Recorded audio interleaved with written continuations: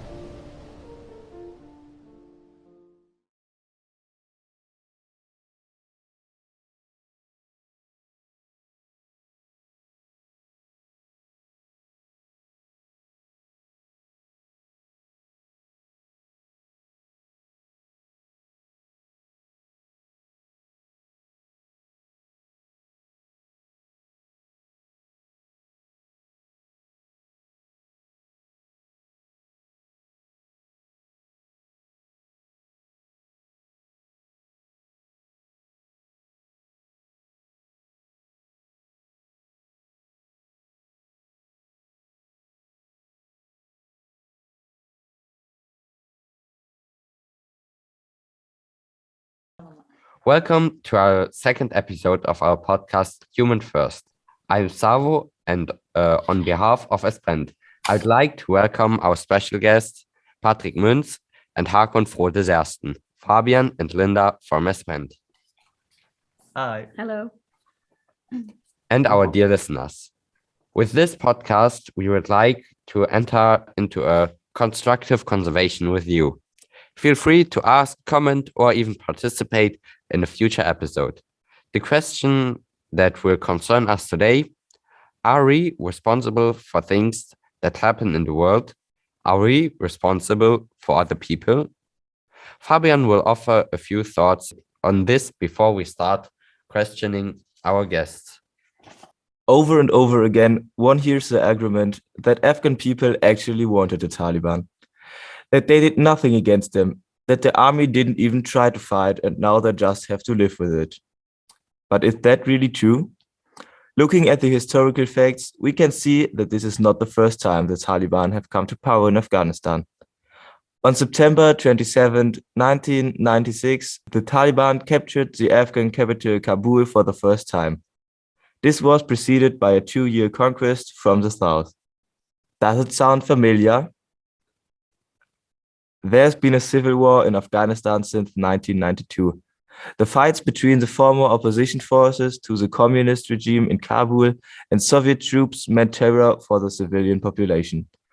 The individual warring parties could no longer be clearly distinguished from one another, and none of them had any vision for Afghanistan. Everyone fought against everyone else, and the country suffered from the war. The Taliban, a group around Mullah Omar in Kandahar, emerged as the reaction to the civil war, and at the time, many hoped that they would bring order and peace to this chaos. But how could they come to power? They were able to do this largely because they had previously been funded and armed by the United States to act against the Soviets in Afghanistan. Operation Cyclone was the code name for an undertaking by the US Foreign Intelligence Agency, CIA, which, in close cooperation with the Pakistani intelligence agency, ISI, had the arming, training, and financing of the Afghan resistance fighters, Mujahideen, as their subject. That's how the Taliban came to power, but it became a regime of terror. After the 9/11 terrorist attacks, NATO determined that the collective defense case had occurred, for the first time in NATO history. George W. Bush announces the war on terror in both chambers of the US Congress. Barely 4 weeks after the attacks in New York and Washington, the United States and Great Britain began Operation Enduring Freedom against the Taliban regime in Afghanistan. One of the main goals of the United States and its NATO allies in Afghanistan was to build up a powerful army and police force that would alone be able to stand up to the Taliban in longer term. 83 billion were invested in the training and upgrading of Afghan security forces. Despite this, the Taliban conquered the country in just a few days. How could this happen?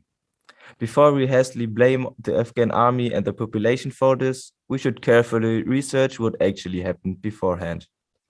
There were many reasons for this. The West has tried to build up a highly modern army based on the American model in the bitterly poor country. With its complex structure and logistics, However, it did not do justice to local conditions and had not functioned at any level without Western support. This was most evident in the Air Force. The Afghans remained dependent on American technicians for the maintenance of their helicopters and fighter jets. The withdrawal of troops had correspondingly devastating consequences.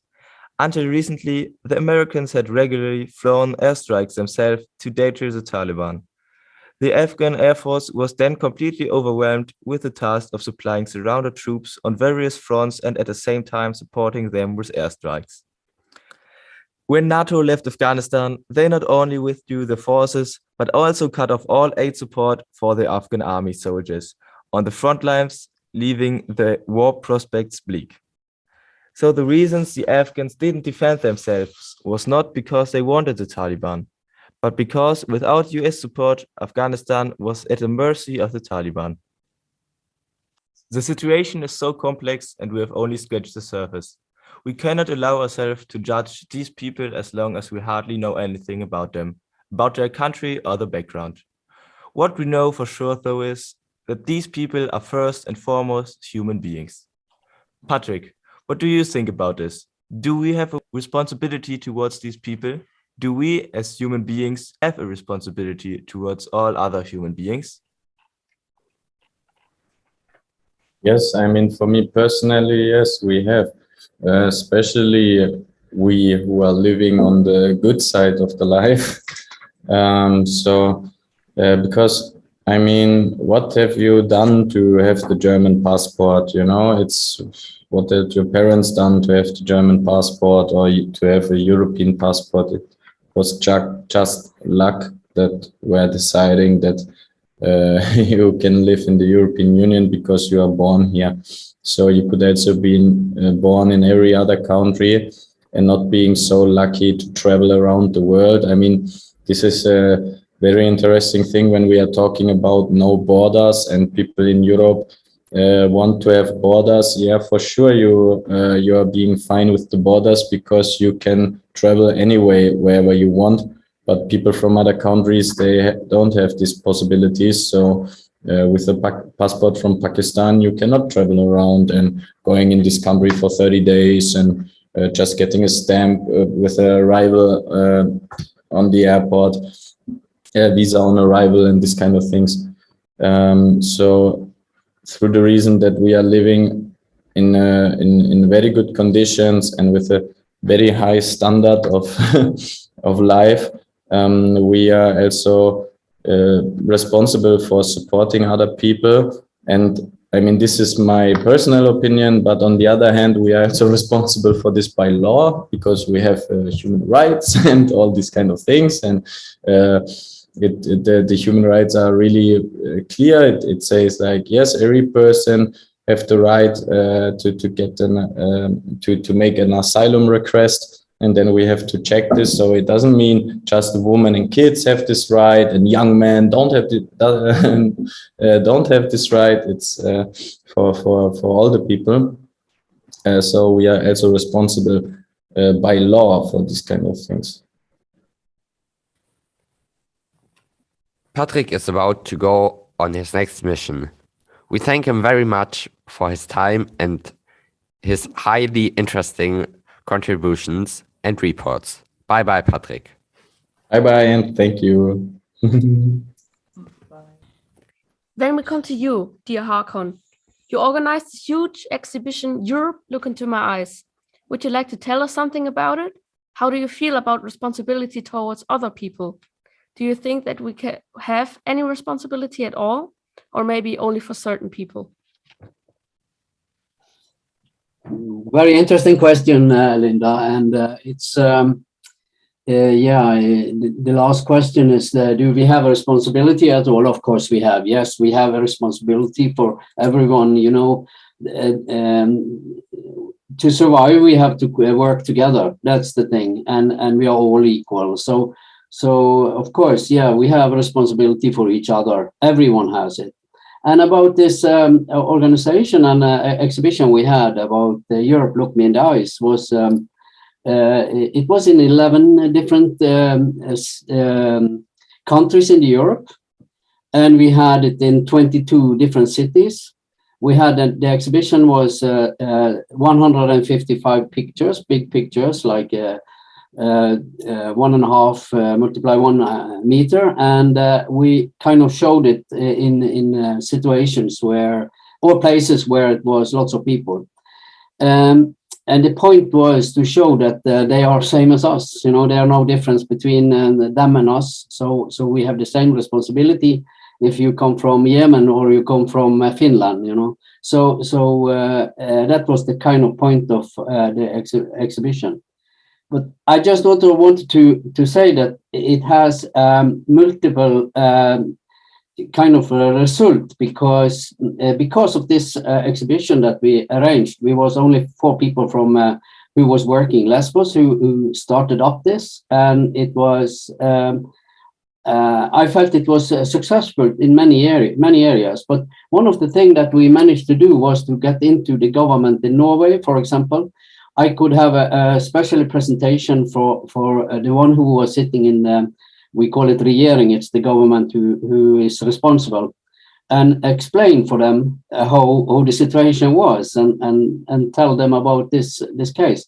And this is the reason why we can do this kind of activities, you know, present this, and so, because what I experienced was that lots of the information that I gave them, they didn't know. You know, they are talking, they are like involved in all kinds of things, the prices of gasolines and the environment, the things they have to think about. And then they don't want to hear all this bad stuff about the refugees. So they kind of refuse to listen to this. But this meeting I had with them, they was totally only about the refugees. So I will say that at least they got a small information about the situation for refugees in Lesbos, and also refugees in general. And I was surprised about many of the things that I told them. So somehow, I know that doesn't change anything, but if everyone that can do manage to get in contact with the politician and the one who is in charge, maybe it can be one step into a better situation. So I am optimist, and I hope that it goes even better than it has. And of course, now I got this bad experience with this war in Ukraine, and I was listening to, or I was working in Krakow with also refugees there.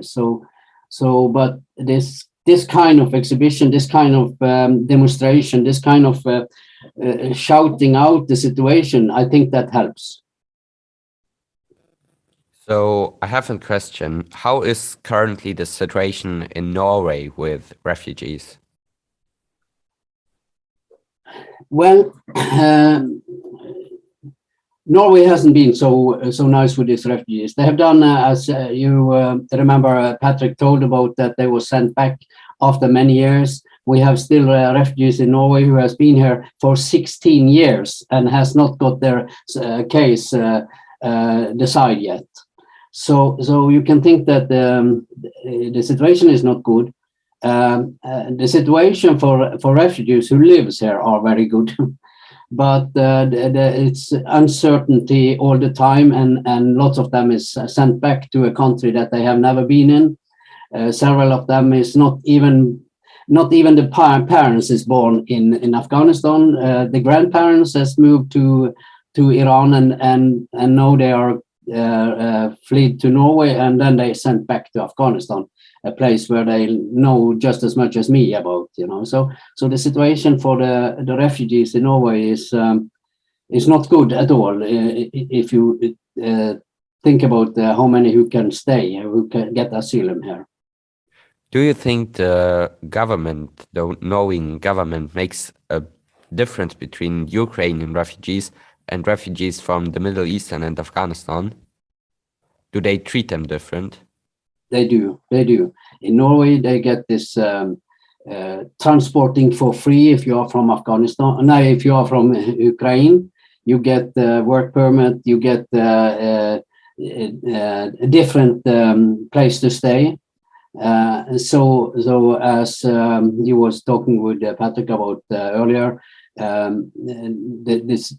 case is that they have resources, they just don't have the will. So people from Afghanistan and Syria and Yemen and other countries in Asia and Africa, they get treated very different. Yes. So this brings us to the end of our second episode. Thank you very, very much, dear Hakon, and also you, Fabian, Linda, and our dear listeners. We look forward to your comments, and next week at the same time, episode 3 will follow. Bye-bye. Bye. Bye. Stop.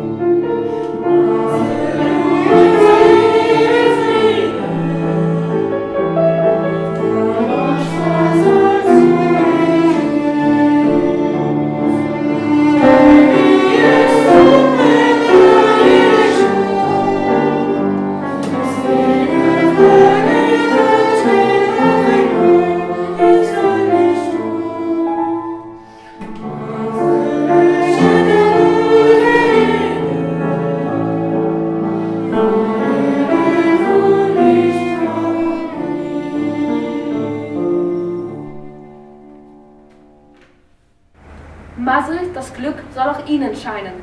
Es soll auch an Ihre Türe klopfen und Ihr Leben soll nicht ohne Hoffnung vergehen.